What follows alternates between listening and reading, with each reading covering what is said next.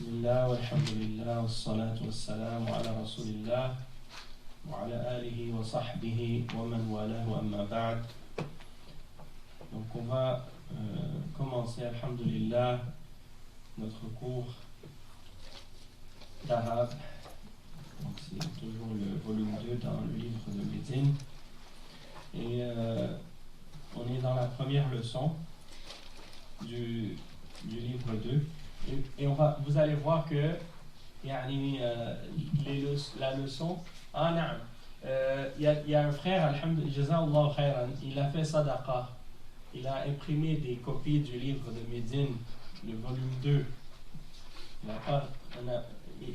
Moi je ne sais pas son identité, donc je sais. Mokhtar, il sait.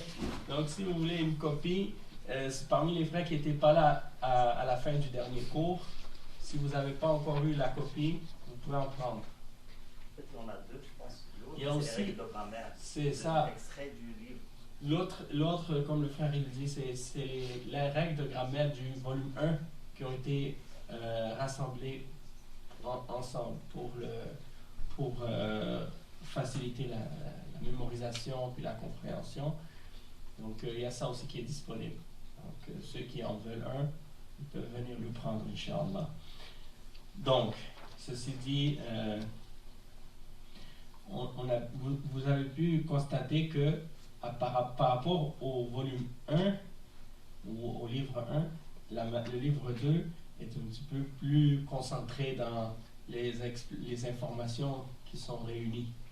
Et donc, le cours est un peu plus dense. Il y a beaucoup plus de règles, beaucoup plus de points à apprendre et à comprendre dans chaque cours. Et c'est des points de plus en plus pointillés, ou pointilleux. Donc vous allez voir au fur et à mesure. Au dernier cours, les frères ont dit, comme Ali l'a dit, c'est mieux d'y aller doucement, il y a du frère, Inch'Allah. Ok, d'accord. Donc on va continuer avec un des points qui a été mentionné dans la leçon. Et c'est comment faire une comparaison entre deux choses, ou bien pour demander, lorsqu'on veut par exemple demander à choisir entre deux choses. Donc, comment on procède? Et la question qui est posée ici, تأمل المثالين ثم كون جملا مثلهما من الكلمات الآتية. تأمل, ça veut dire observe. Observe. Al-Mithalayn, les deux exemples. Ça vient du mot mithal, et ici il est au duel. Et il est au duel, mais en même temps il est mansoub. Et le signe du duel lorsqu'il est mansoub, c'est le ya au lieu du alif.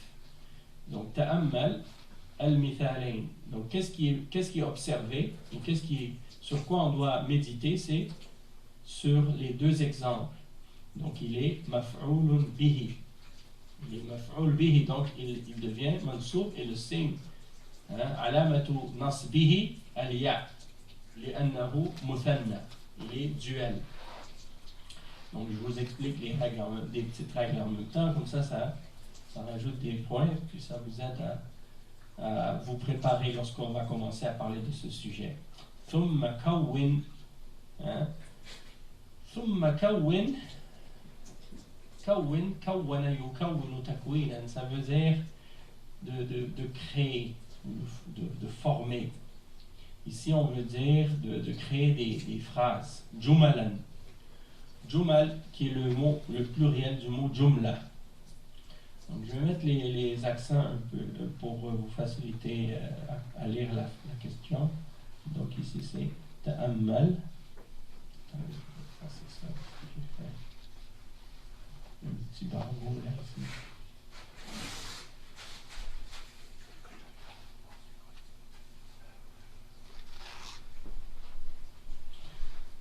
Tu peux en prendre une copie si tu veux toi aussi, Wadi. Oui. Wa alaykum assalam wa rahmatullahi wa barakatuh. تأمل المثالين ثم كون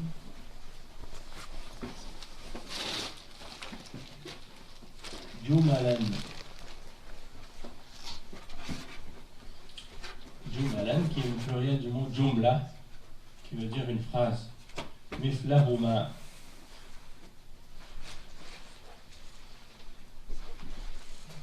Minal.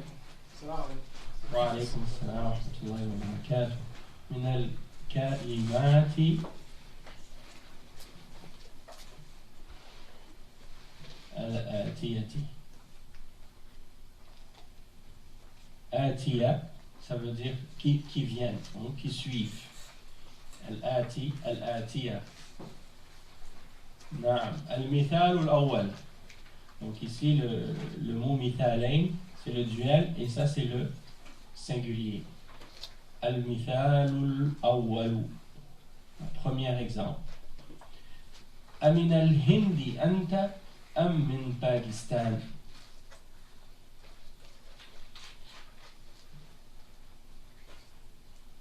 Amin al-hindi anta am min Pakistan.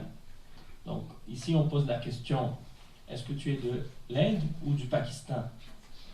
On a expliqué que lorsque on veut poser la question de cette façon en arabe, on n'utilise pas aou, on utilise am. Quand on veut poser une question en comparant entre deux choses, on ne va pas utiliser aou, on va utiliser am. Donc ça, on avait commencé à l'expliquer au dernier cours, on va continuer là-dessus. Ah bon, il va le faire. Ouais, ça va. C'est cool. C'est cool? Ah, non, c'est cool. Je vais rajouter.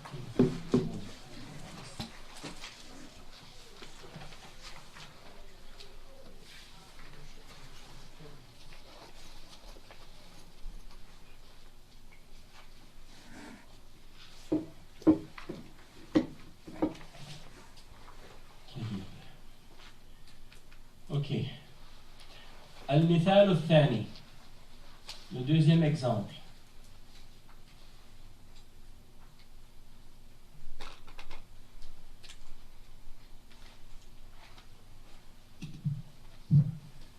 Al-Mithal al-Thani. Atabibun anta am muhandisun.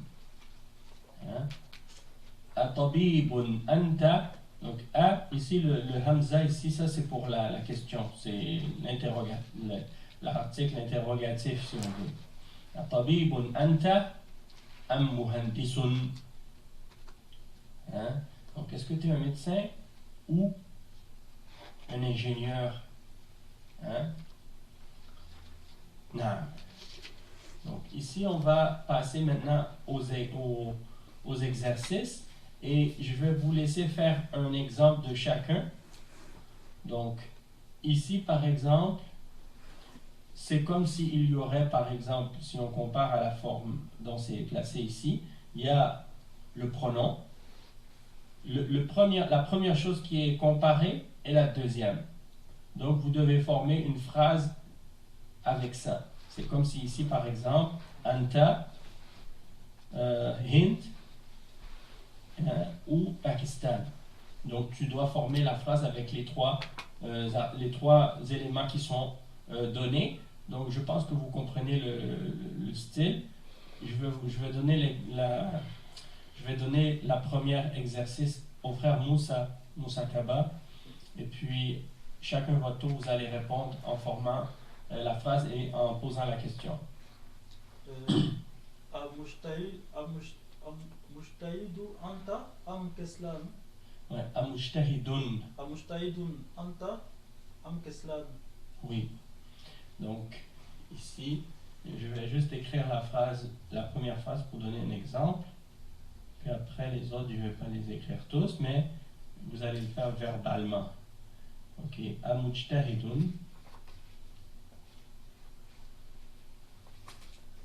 Mujtahidun.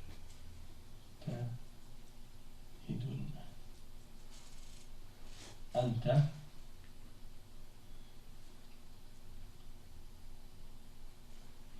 Am.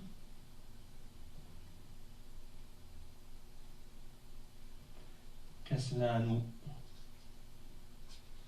Et kaslan, c'est sous la forme qui est mamnou' min as-sarf.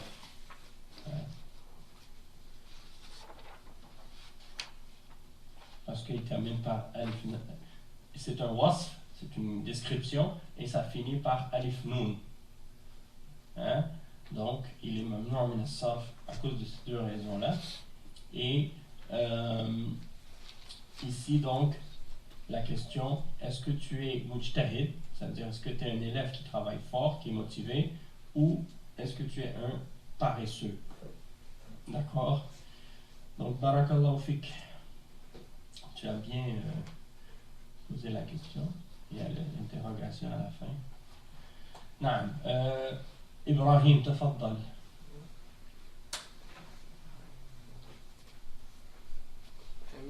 أمين الصين هي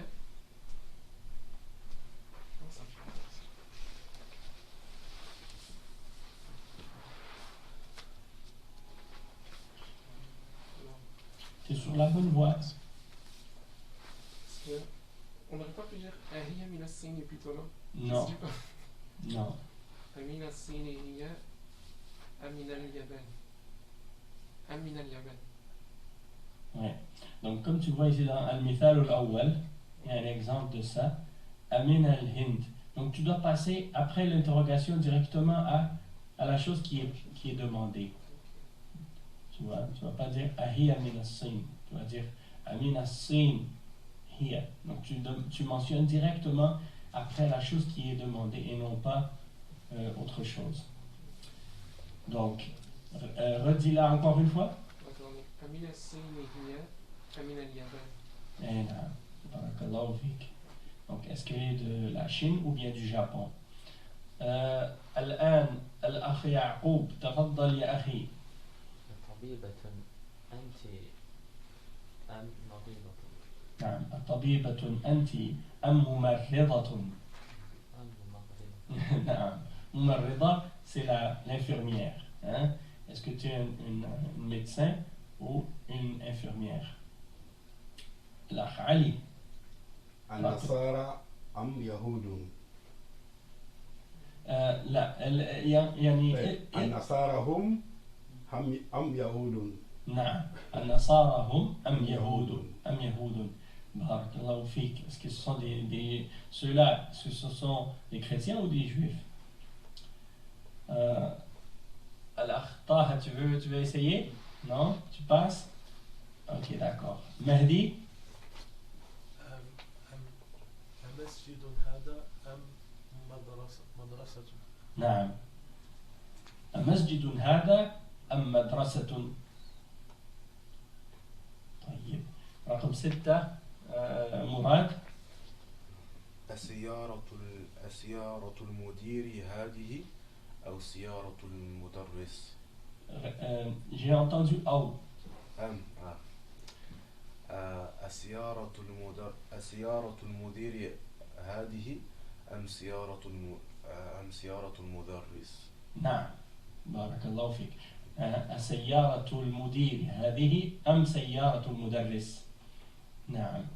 رقم 7 موسى. أمتزوج أنت أم عزب؟ نعم. أمتزوج أنت أم عزب؟ Est-ce que tu es marié ou tu es célibataire? رقم 8 الأخ سيكو. Tu penses que tu es capable ou tu passes? Je veux passer. Ah, طيب. موسى. أخلتك هن أم أمتك. Ok. Donc, ta phrase, tu l'as bien lu. La seule chose, il faut accentuer un peu le alif. Ok. Essaye encore une fois. أخلتك هن أخالات. أخلتك هن أخالاتك. أخلاتك. Parce qu'il y a deux alifs. Un, le premier qui est après le kha et l'autre après le lam. أخلاتك هن أم أماتك. نعم. أم عماتك. نعم. أماتك. Eh non. Donc, ça c'est parfait. Donc, est-ce que ce sont tes tantes maternelles ou tes tantes paternelles? Donc, c'est ça la question 8. La question numéro 9, Ibrahim. أمين باكستان هو أمين إيران. نعم. أمن باكستان هو أم من إيران؟ إيه رقم 10 يعقوب. أقريب بيتك أم بعيد؟ أقريب بيتك أم بعيد؟ Est-ce que ta maison est proche ou est-ce qu'elle est loin? نعم. بارك الله فيك. Ok. Donc maintenant on passe à un autre sujet qui fait partie des sujets qui ont été mentionnés dans le dialogue. Et c'est quelque chose qui n'est pas en réalité nouveau, parce qu'on a déjà utilisé ou appris quelque chose au sujet de zo. Hein?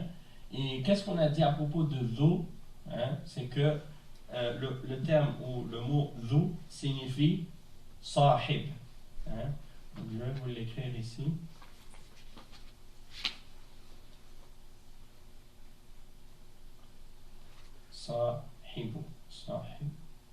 Sahibun. Donc, si par exemple, je dis, juste pour donner un exemple ici, rajulun, par exemple, hada rajulun zu malin. Ok, donc, ça c'est un exemple. هذا رجل ذو مال. Donc, si je traduis la signification, ce serait هذا رجل, ou bien هذا الرجل,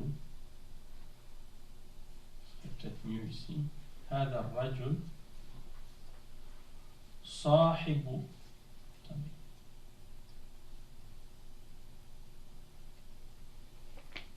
مال. اوكي.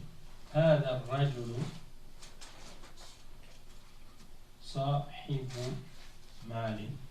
Et quand on dit ici sahib, sahib, vous savez que c'est le singulier de ashab. Ashab, ça veut dire des compagnons. Donc, sahib, ici, c'est pas dans le sens de compagnon nécessairement, mais ça veut dire sahib, yani, il y a le lien avec le fait d'être compagnon, mais je vais vous expliquer qu'est-ce qu'il y a derrière, en fait.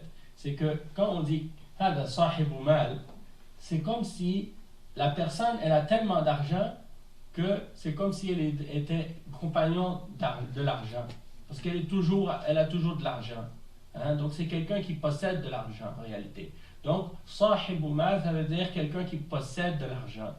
Et lorsque tu dis hada rajulun dhu mal, c'est la même chose que si tu disais hada rajul sahib ou mal. Donc si par exemple je veux parler de quelqu'un qui par exemple est le propriétaire d'une voiture, je vais dire hada sahib as-sayyara. Hein?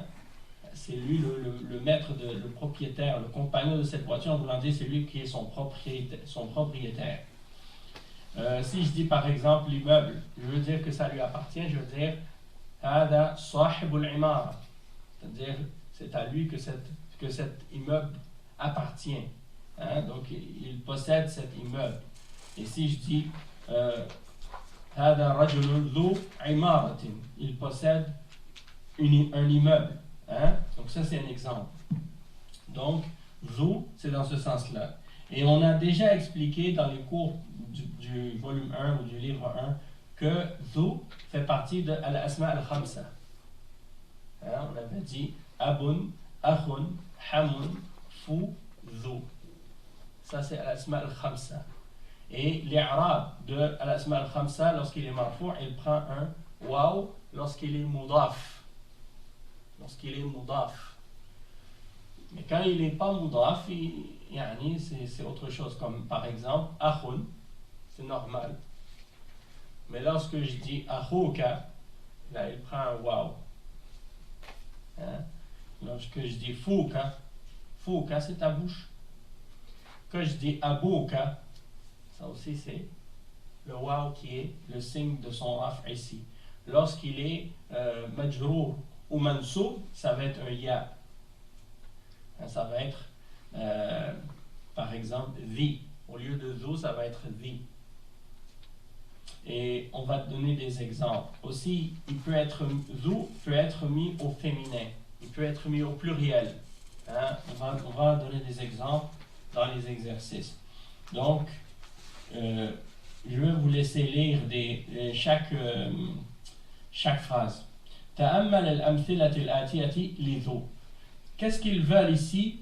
C'est encore une fois le verbe ta'ammal. On a déjà lu ça tout à l'heure. Ta'ammal, ça veut dire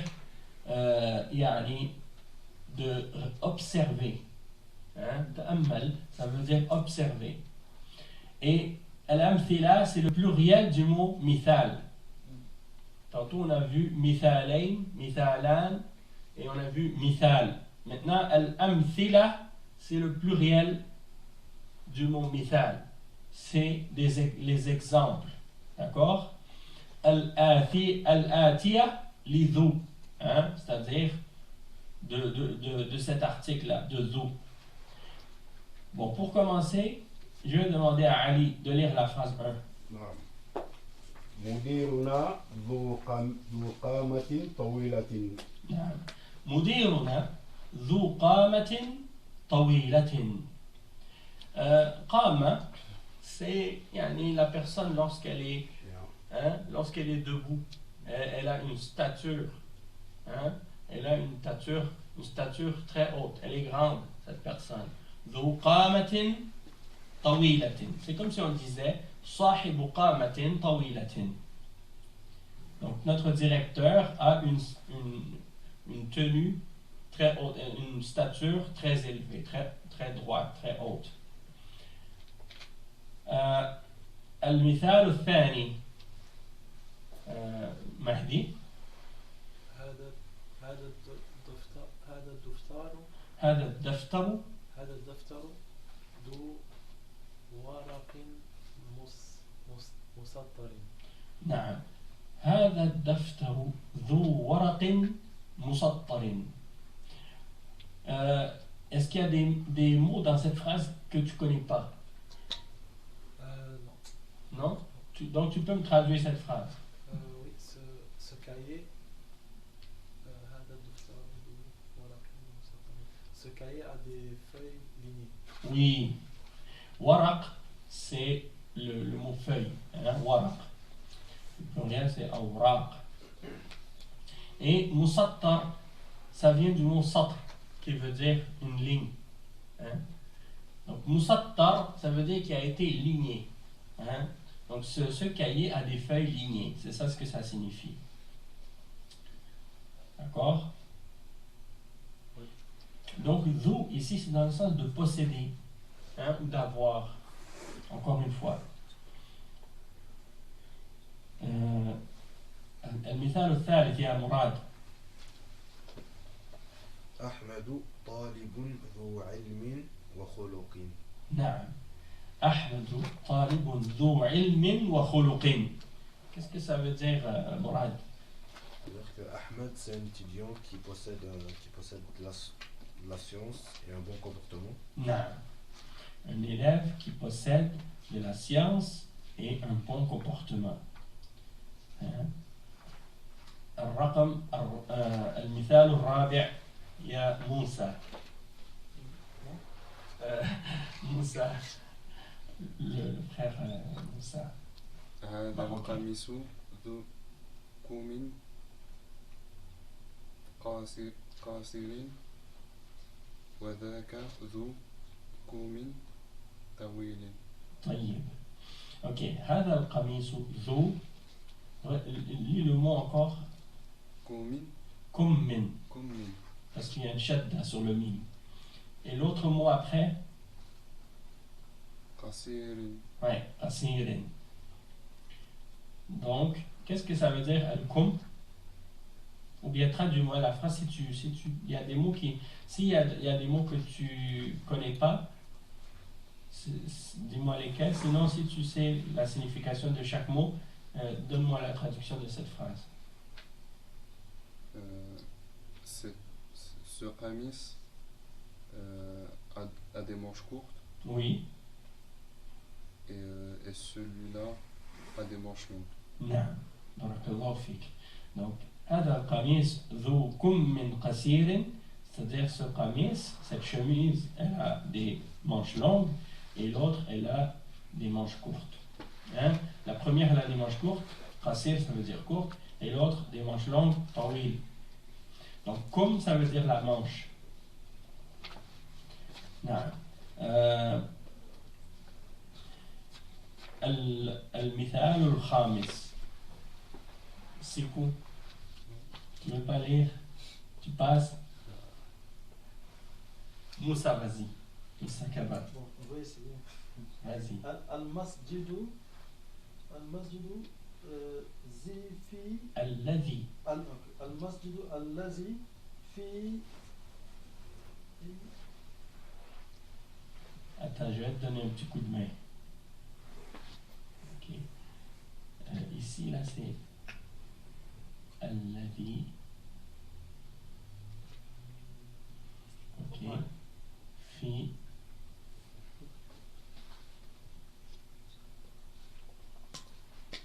Ok. Je pense que là, ça va. On va passer. Non, mais je vois pas en fait. Attends une minute. Je fais un zoom à rien. Oui. Je fais un autre zoom. Encore? Ok, oui. Ok. Al-masjidu allazi fi ayina hayina hayina zu manaratin wa addatin. Attends.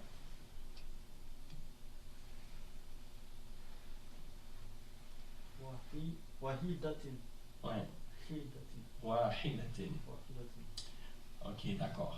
Donc, est-ce que tu peux traduire la phrase? Ou bien il y a des mots que tu as... C'est la mosquée qui est... Hay. Hayina. Qu'est-ce que ça veut dire? Ok. Al-Hay, c'est le quartier. Ok. Hein. Hayyi, Hayyuka, Hayyina. Hein? Hayyuka. Ici, c'est Fi Hayyina, Fi Hayyika, Fi Hayyihim. Donc, Al-Hay, c'est le quartier. Le pluriel du mot Hay, c'est Ahya. Donc, dans notre quartier, la mosquée de notre quartier, ou celle qui est dans notre quartier, parce que Al-Ladhi, ça veut dire celle. Dhu manaratin. Al-manara, c'est quoi? C'est le minaret. Ah, ok. Ouais, même que le mot minaret, en français, il vient de l'arabe. Manara. Hein? Et wahida, c'est le chiffre. Hein? Le chiffre 1. Donc, elle possède un minaret. La mosquée possède un minaret. Donc, dhu, ici, c'est dans le sens de posséder. Maintenant, vous avez bien compris, hein, l'utilisation ou l'emploi du terme dhu dans ces phrases-là. Hein, et le but, c'était de méditer, d'observer comment ça fonctionne et sa signification, pour comprendre sa signification. Maintenant qu'on a vu ça, maintenant on va passer à l'exercice numéro 9. Maintenant, on va faire quelque chose de plus pratique. La question, c'est « Iqra al-amthila ». Donc, lis les exemples. « Thumma hawwil ». Le verbe « hawwil », ça vient du mot du verbe « hawwala yuhawwilu tahwilan ». Hein? Et c'est comme lorsqu'on dit « La hawla wa la quwwata illa billah ». La hawla, al-hawl, ça veut dire le mouvement, le changement, le fait de transformer, de changer. Donc, thumma, ensuite, hawwil, transforme ou change. Al-jumla, c'est la phrase. Al-atiya, celle qui suit, les phrases suivantes. Mithlaha. Hein? Donc, lis les exemples, puis change la phrase suivante comme elle. Hein? Donc on va voir qu'est-ce qu'ils veulent dire. Premièrement, il y a 4 exemples qui sont mentionnés. Alif, هذا الطالب ذو خلق. Cet élève a un bon comportement, possède un bon comportement. Ba, هؤلاء الطلاب ذو خلق. Donc on voit que ici la première phrase elle est au singulier et là on l'a mis au pluriel et le terme ذو devient ذو, ça veut dire que il possède. D'accord? خلق. Le jim, هذه الطالبة ذات خلق. Donc au féminin, ذو ça devient ذات. Hein? Et le pluriel féminin, هؤلاء الطالبات ذوات خلق. Donc ici, hein, on voit la différence au singulier. C'est masculin singulier, masculin pluriel, féminin singulier, féminin pluriel. D'accord? Ok, donc on va faire un premier exemple.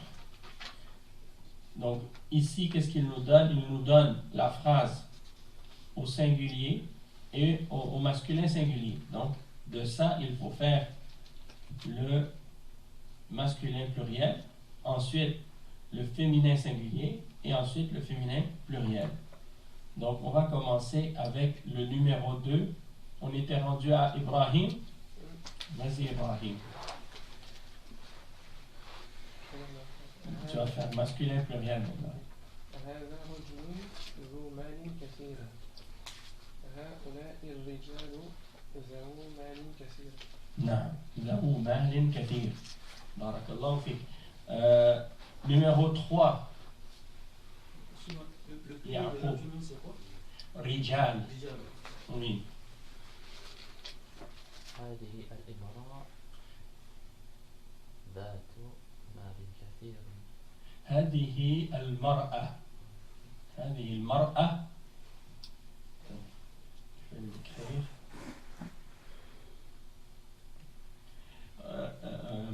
Oui, ok.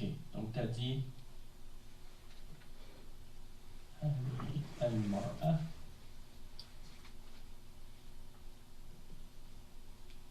Ok. C'est quoi? ذات مال كثير. Ok. ذات مال كثير.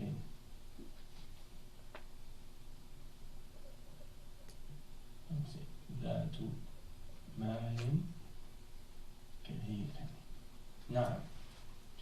Donc ici c'était ذاو comme on avait vu. Maintenant le féminin pluriel. نعم. هؤلاء النساء ذوات مال كثير. هؤلاء النساء ذوات مال كثير. ذوات مال كثير. Donc c'est ذوات. هؤلاء النساء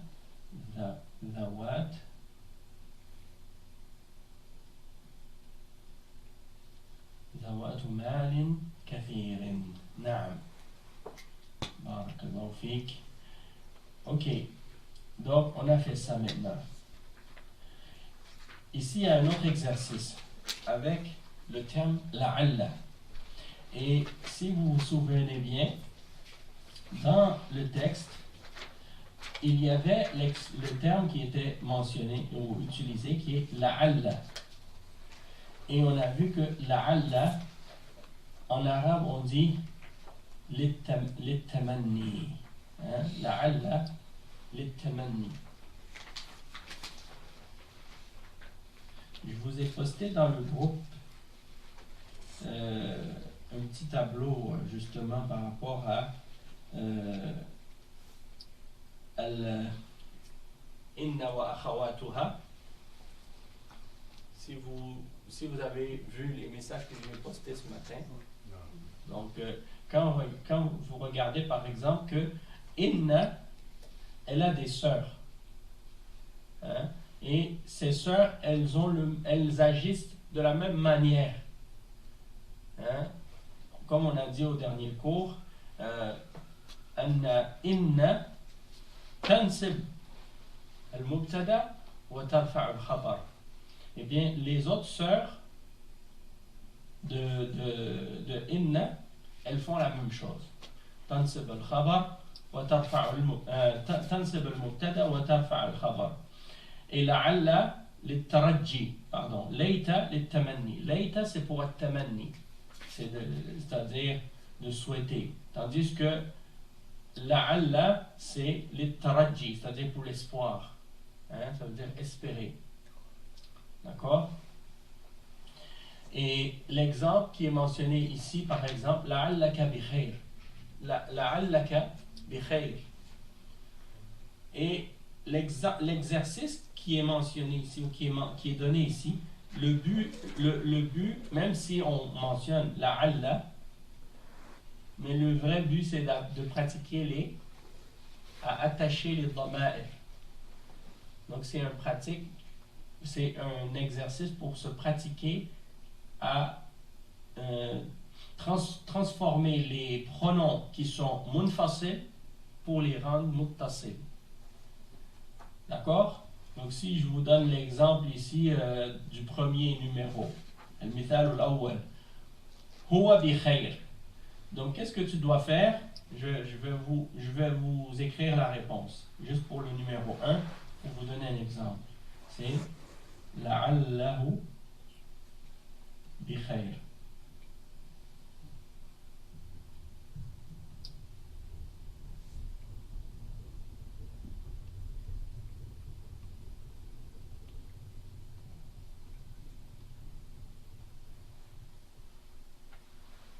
Ok. La'allahu bi khayrin. Donc, qu'est-ce que j'ai fait? J'ai transposé le dhamir qui est huwa et je l'ai attaché à la fin. D'accord? Et c'est ça qu'on doit faire pour les autres dhama'ir. Maintenant, en ce qui concerne le rôle de la'alla et de son i'rab, ça, on ne va pas y revenir tout de suite. On va y revenir plus tard. Pour l'instant, on veut juste apprendre la signification de la'alla et son utilisation et son emploi. Comment on l'utilise dans cette forme, hein, dans le fait de vouloir souhaiter que quelqu'un va bien. Si je te dis par exemple,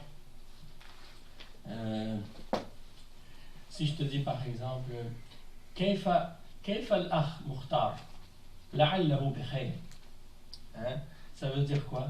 Comment il va le frère Mukhtar? لعله بخير. J'espère qu'il va bien. Hein? لعله بخير. Donc c'est comme si tu espères que la personne va bien. Hein? Donc tu dis la'alla. Ok. On va donner maintenant la chance, je vais vous donner la chance de faire les exercices. Donc on est rendu à qui là maintenant? Ok, je pense que c'était toi le dernier, hein? Oui, le dernier exercice c'était toi. Donc Ibrahim, vas-y maintenant pour le numéro 2. Ça c'est facile en réalité. لعلهم بخير. نعم. رقم 3. لعلها بخير. رقم 4. لعلهن بخير. لعلهن بخير. رقم 5.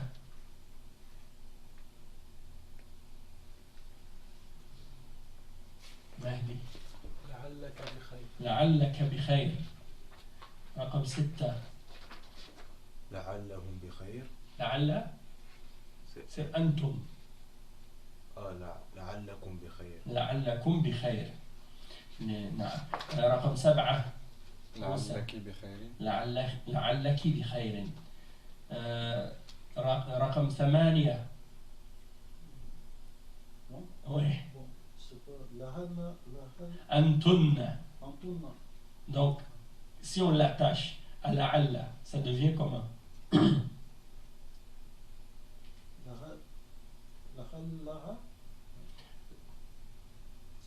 Attends, je vais juste pour te faire rafraîchir un petit peu la mémoire.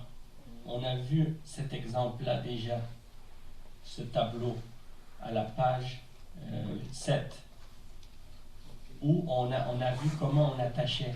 Donc, le domir, c'est antunna. D'accord?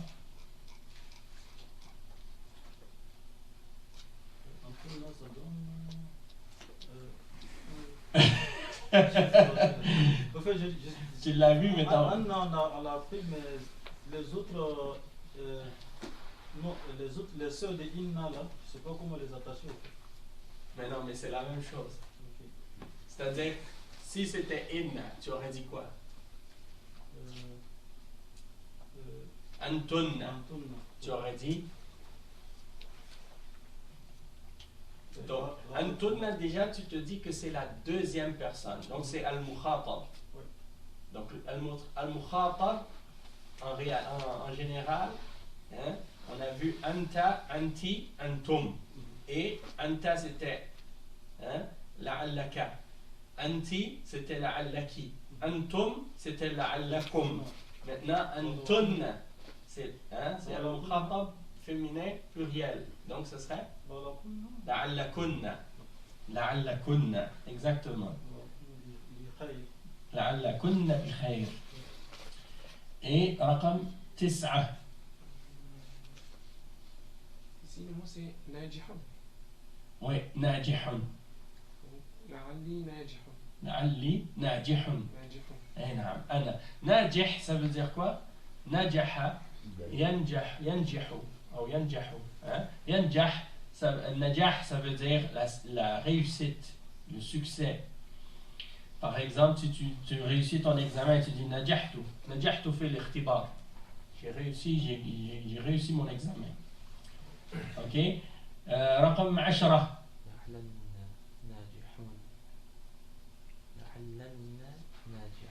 لعلنا ناجحون. نعم بارك الله فيك. رقم 11. لعل المدير في غرفة في نعم في غرفته. لعل المدير في غرفته. لماذا يعني لماذا جررت المدير؟ أو لماذا جعلته مجرورا بالكسرة؟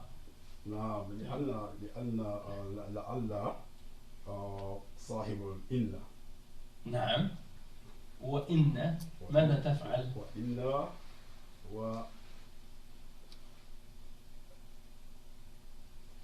لا أدري. إن ماذا تفعل بالمبتدأ؟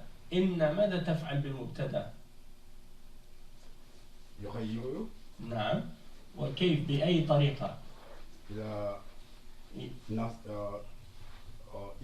منصوب. نعم تنصب المبتدأ، والمدير هنا هو المبتدأ، فلماذا أنت جعلته مجرورا؟ لعل المدير في غرفته. نعم لعل المدير في غرفته. Donc ici ça c'est un exemple de l'application de la règle de inna. Hein? Donc si je mets la'alla devant,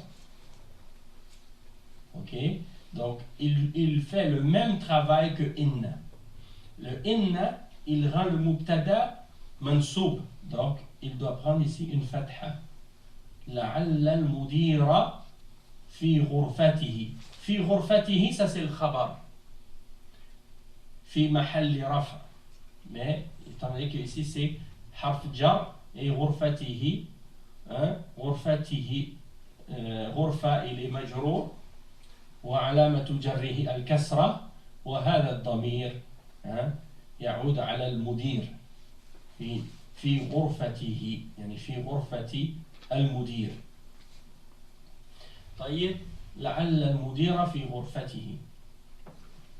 Le khabar il peut être un jar ou un majrour. C'est-à-dire, il peut être jar et majrour, c'est ça que je voulais dire. Il peut être le harf jar avec son majrour. Ok, donc on a vu cet exemple. Maintenant, le dernier, Mehdi. الاختبار سهل لعل الاختبار سهل. Ok, répète et prononce bien les terminaisons parce que je veux voir si tu appliques bien la règle. لعل Non, ok. En premier, la phrase telle qu'elle. الاختبار Mhm. سهل. طيب الاختبار سهل. Ça c'est le mubtada, c'est al-ikhtibar, et sahlun c'est al-khabar. Maintenant, si tu mets la alla devant, qu'est-ce qui arrive? لعل الاختبار سهل. Ok, al-ikhtibar c'est le mubtada, tu mets la alla devant, il fait la même action que inna. Inna, qu'est-ce qu'il fait au mubtada? Il le rend comment? Man? Mansoub. Yansibul mubtada. Alors, moi je veux voir que tu appliques la règle et que tu mets sur le mubtada le nasb avec son signe. Donc tu vas faire quoi?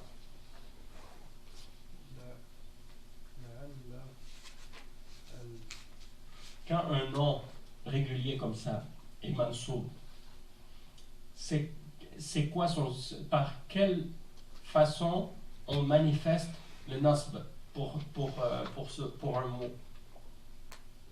Regarde, si tu regardes l'exemple du numéro 11.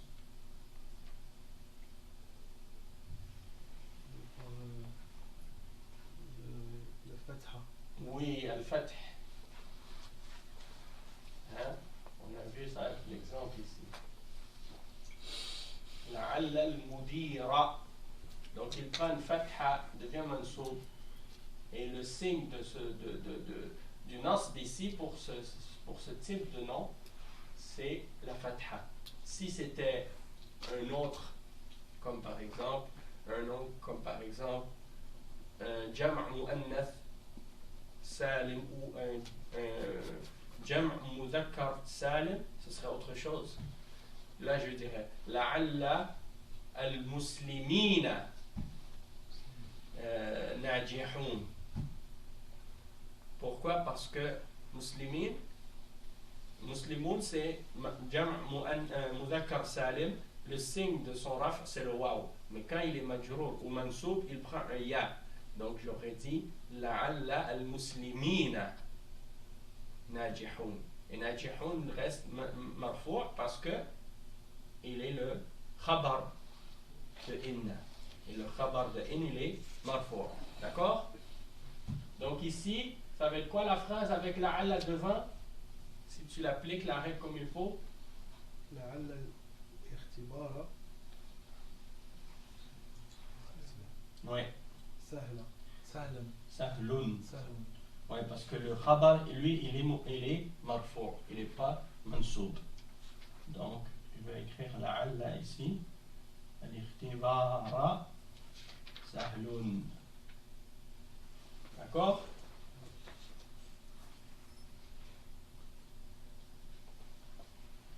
Donc, la raison pourquoi les autres exemples qu'on a vus en haut, les dama'ir, on n'appliquait pas cette règle. Pourquoi? Parce que le damir, il est mabni. Le damir, il est mabni. Par conséquent, il ne change pas d'irab. Mais ici, ces mots-là, ici, mudir et ikhtibar, ne sont pas mabni. C'est pour ça qu'ils sont mu'arab, ils sont affectés par ce qui est placé devant. Et la alla fait partie des nawasir. C'est-à-dire, il transforme le mot qui suit. Hein, il affecte son i'rab. D'accord? C'est pas trop compliqué, Inch'Allah? Non, c'est bon. D'accord. On continue un petit peu. On va faire attendez, laissez voir combien il reste. Ça reste encore beaucoup. Hein? Non, il ne reste pas beaucoup. 3 numéros. Je dirais que on peut s'arrêter ici si vous voulez. Ça dépend de vous. Si vous voulez faire, si vous voulez, on s'arrête ici. Ou sinon, on continue, on fait l'exemple suivant. Oui? Ok, d'accord. On fait l'exemple 11.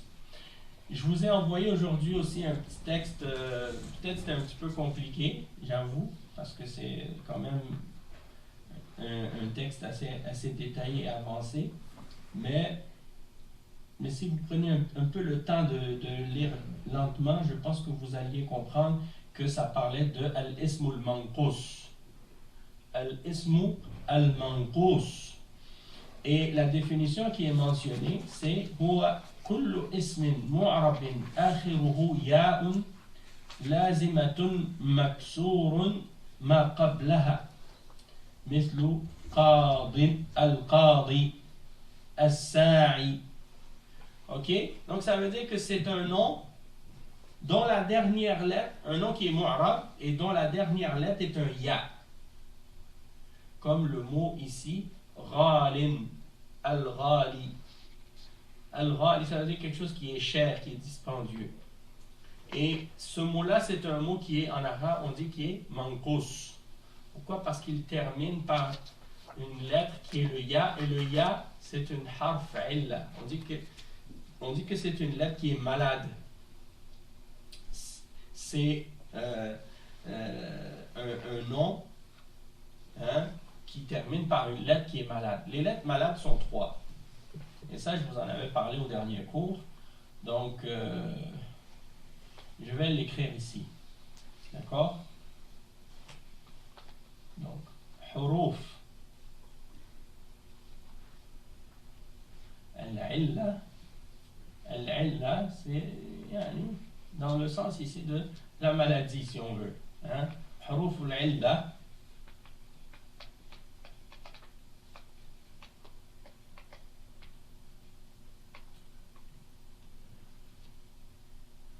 حروف العلة 3.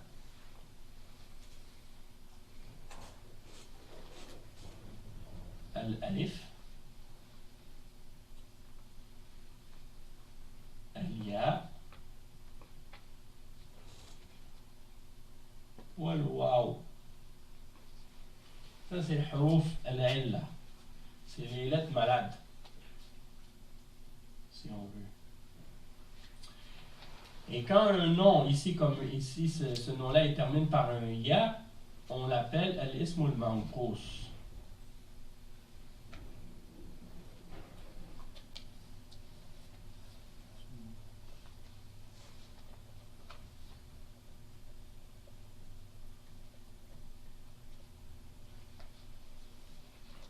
Manqus, ça vient du mot naqas, du verbe naqasa yanqusu, qui veut dire qu'il y a un mot qui est diminué.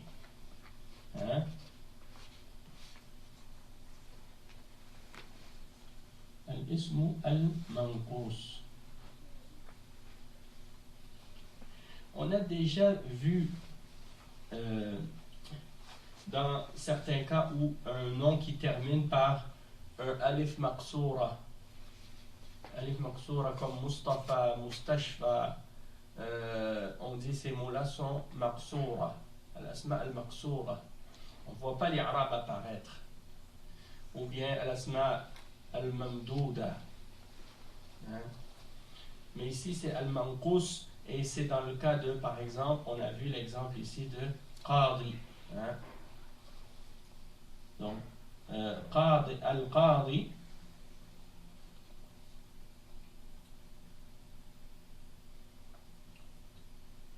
C'est le juge, mais si on l'écrit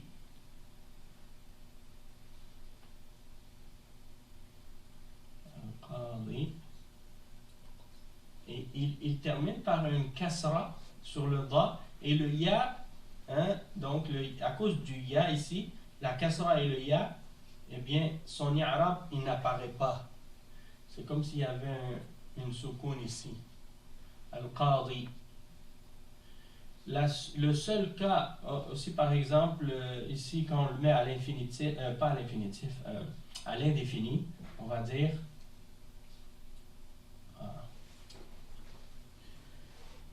qadin. Qadin.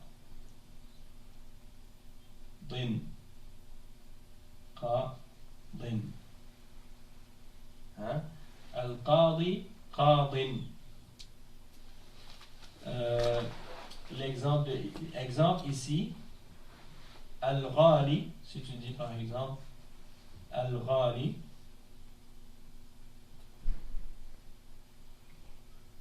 et à l'indéfini, ghalin.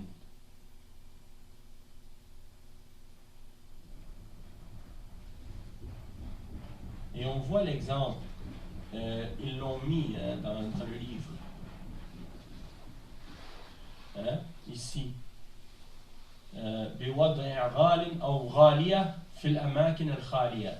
Donc هذا القلم غال. أصله غالي. غالي. غالي, ça devient غال. Pourquoi? Parce que c'est ism manqus. Et ici, il est indéfini. Par rapport à l'ism manqus, comment il l'explique ici dans qu'est-ce que je vous ai envoyé, c'est que par exemple comme al-qadi, il dit par exemple ja al-qadi, marartu bil-qadi.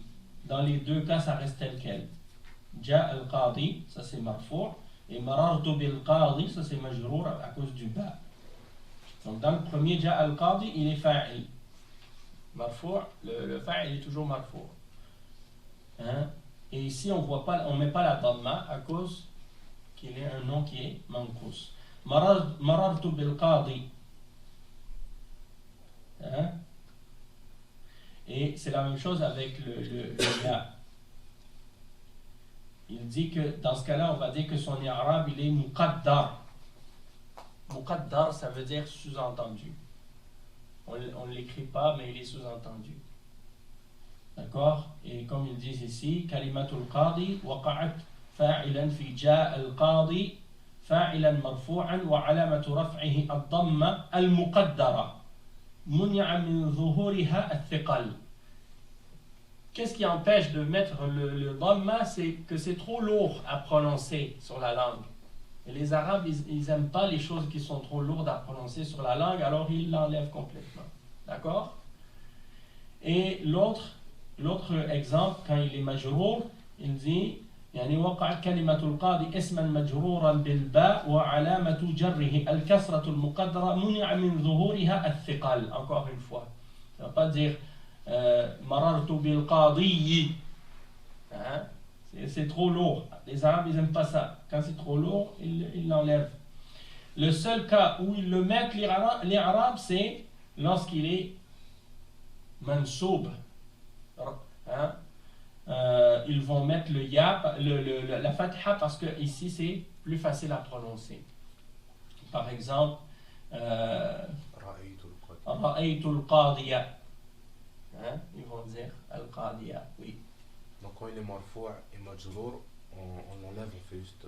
C'est-à-dire quand quand il est majrour, quand il est mansoub ou majrour, on le met, on dit que c'est un i'rab qui est muqaddar. On va pas prononcer ou écrire la dhamma ou la kasra. On va pas le mettre sur le ya. Ça c'est quand il est mansoub et majrour. Non, quand il est majrour ou marfou'. Ok, c'est ça. Ouais. Tandis que quand il est mansoub, il va apparaître. Là, en expliquant ces détails-là, je vais un petit peu plus loin ou plus vite si on veut, parce que en réalité c'est pas ça le but de l'exercice.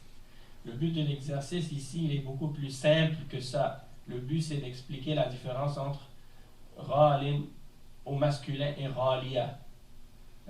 Et étant donné que ici on voit ils t'ont mis en parenthèse l'origine de ghalin. Ils disent son origine c'est ghaliyun. Mais c'est lourd. Les Arabes ils n'aiment pas ça quand quelque chose est trop lourd, alors ils enlèvent le ya au complet et ils mettent une tanwin à la place. Donc ils disent hada al-qalam ghalin. Mais au féminin c'est plus facile à prononcer à cause de la fatha, donc ils mettent le ya et ils mettent un ta marbuta pour indiquer que c'est féminin. Donc le premier exemple hada al-qalam ghalin au féminin, وهذه الساعة غالية. D'accord? Donc ici, il demande de faire la même chose. Yani, en fait, c'est pour pratiquer le masculin et le féminin d'après ce que je comprends ici. Donc, l'exemple numéro 1, Moussa. Al-Kitab ou Al-Kitab? Non, c'est le pluriel. Euh, Kitab, c'est singulier. Ici, c'est pas le singulier. Al-Kutub. Oui, Al-Kutub. Al-Kutub. Al-Kutub.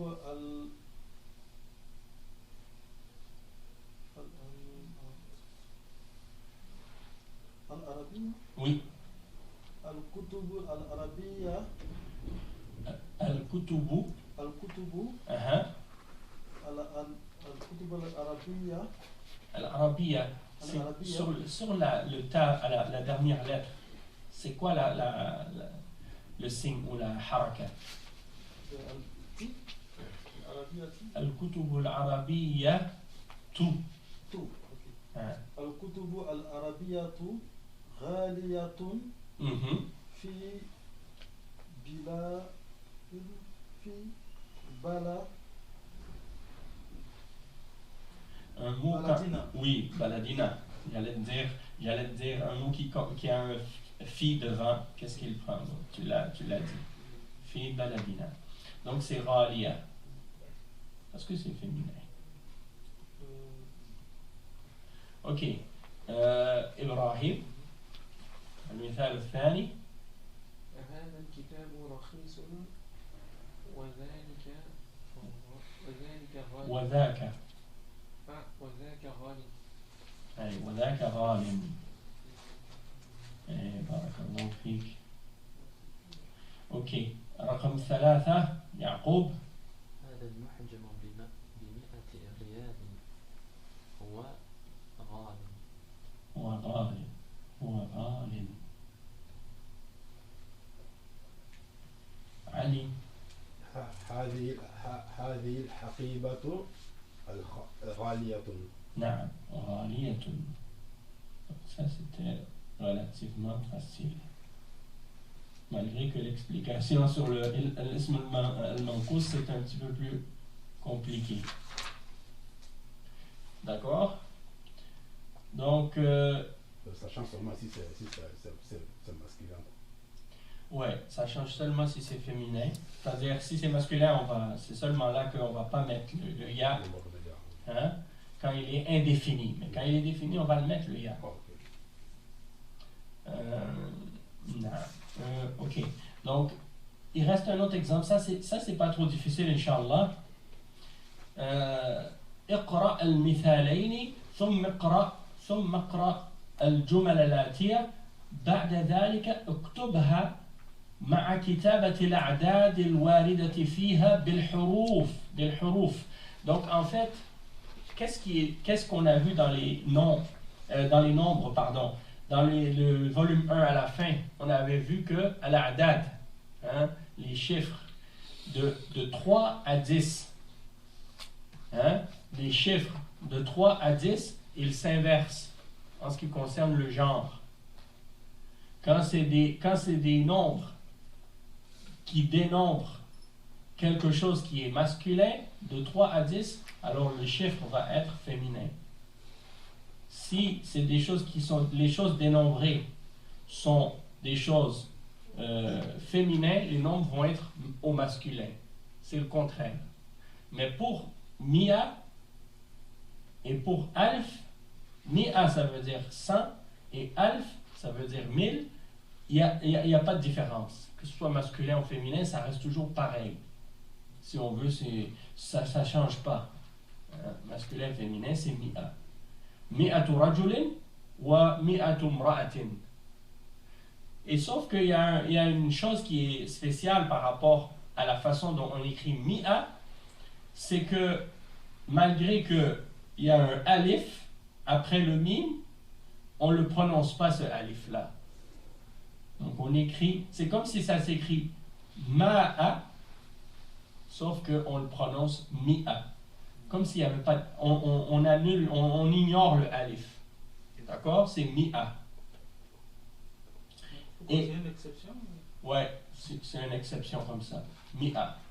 Et alf, ça reste ça reste pareil, que ce soit masculin ou féminin. Alf rajulin ou alf imra'atin. Et les arabes ici, c'est mudaf ilayh. D'accord? Donc, pour les exemples, je vais les lire. Hein? L'exemple numéro 1. هذا التلفاز ب1000 ريال. ب1000 ريال. Et le tilfaz, c'est quoi? Télévision. La télévision. Le tilfaz. C'est le terme qui est employé dans certains pays arabes. Dans d'autres pays arabes, ils utilisent le terme télévision. On l'entend aussi. Sinon, il y a d'autres termes qui sont utilisés ou qui sont employés aussi au lieu de télévision. Et je ne me rappelle plus, je pense. Bon, il y a Shacha. Shacha, c'est l'écran. Shacha.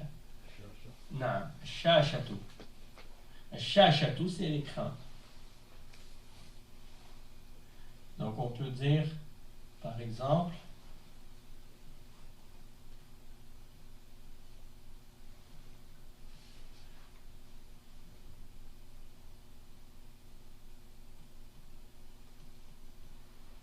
شاشة التلفاز.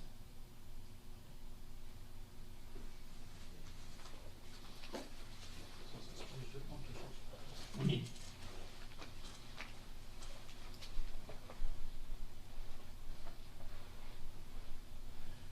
Ou bien tu peux dire شاشة الكمبيوتر. Le computer, c'est le mot anglais pour l'ordinateur. Mais ils l'ont arabisé comme ça, mais aussi on peut dire, par exemple, l'ordinateur, on peut dire al-hasoub. Al-hasoub, parce que to compute, qu'est-ce que ça veut dire? Ça veut dire calculer, non? Donc c'est ça. Donc al-hasoub, c'est le calculateur ou le computer. Mais on peut aussi dire, un autre terme qui est employé en arabe, c'est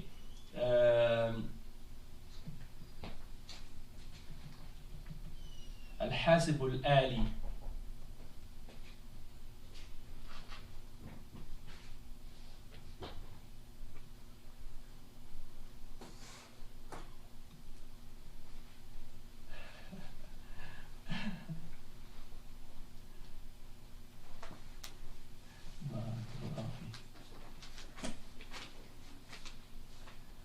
Al-ali.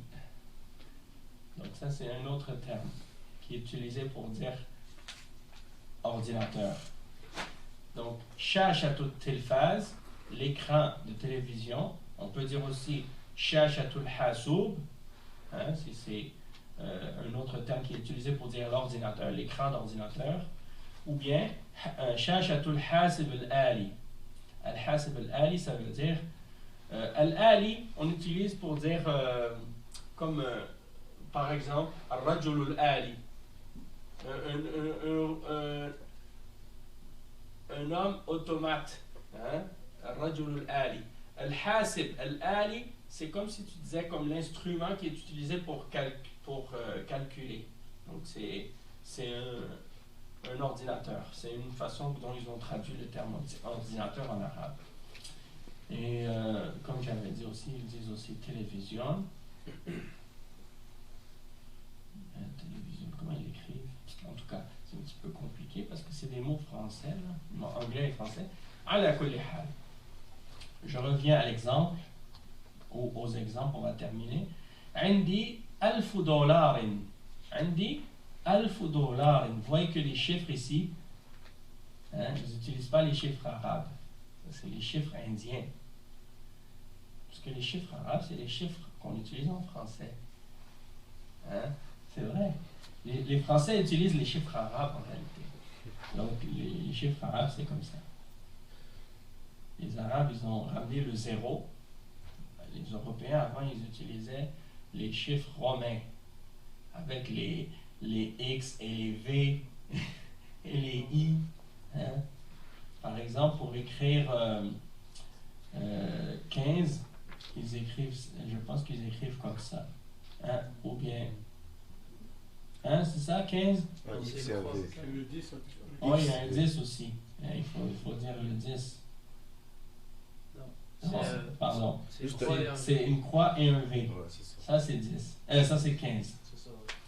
Et 10, c'est ça. 5, c'est le V. Puis, s'ils veulent dire, par exemple, 3, ils rajoutent le 3, ça fait 13.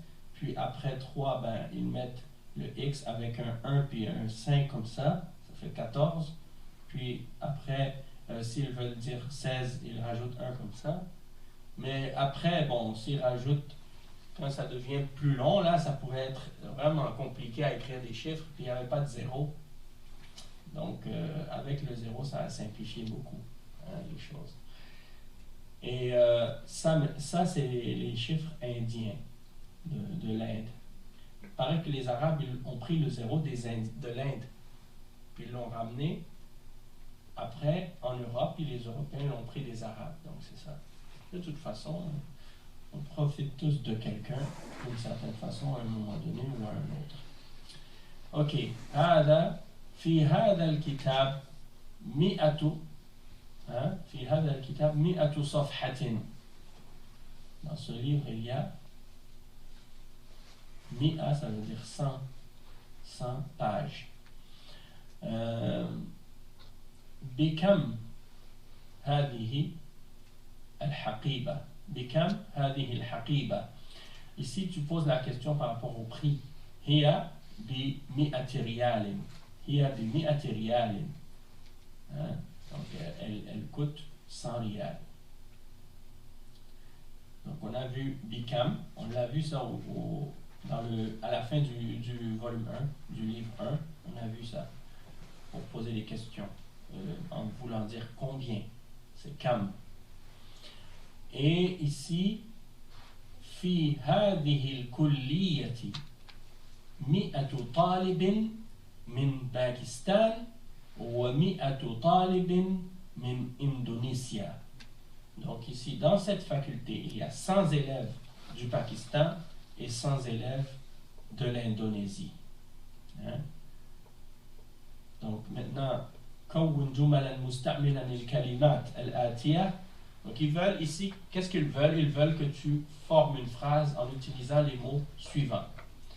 ذكي 100 متزوج عزب خلق دولار غال.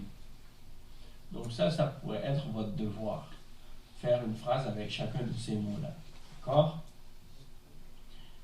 Et pour ce qui est de la fin de ce cours, c'est les al-kalimatul jadida, c'est-à-dire les mots nouveaux. Hein? Les nouveaux mots, c'est-à-dire les mots qui ont été introduits dans ce cours-là.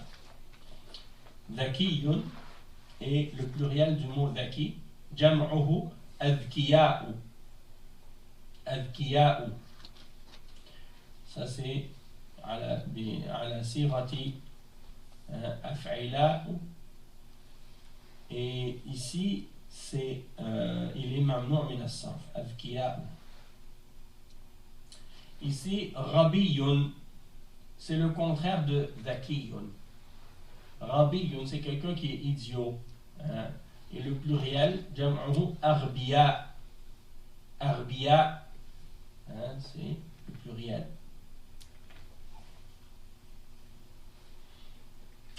Khuluqun, jam'u akhlaqu. Akhlaqun. Donc, khuluq, c'est les comportements. Le comportement, les manières d'agir, les façons de se comporter, les bons comportements. Et akhlaq, c'est le pluriel. Hein? Al-akhlaq al-fadila. Hein? Mi'a, ça veut dire 100. Alf, ça veut dire 1000. Et Rubiya, le pluriel c'est Rubiyat. C'est une monnaie qu'on utilise dans certains pays. Hein? Et ça, c'est les rupees. En anglais, on dit rupees. utilisé en Inde. Dans certains pays arabes, ils utilisent comme en Égypte, le Guinée. Guinée qui vient du mot Guinée. Hein? Parce que l'or et la richesse venaient de l'Afrique. C'est de là que venait l'or. Donc ils appelaient l'argent Guinée. Subhanallah. Alors qu'aujourd'hui, les gens ils pensent que l'Afrique c'est la pauvreté. Hein? Alors que si tu vois beaucoup de pays africains, leur mot signifie richesse. Hein? Mali, ça veut dire des biens, de la richesse. Ghana, ça veut dire la richesse. Guinée, toutes ces significations-là, c'était toujours la richesse.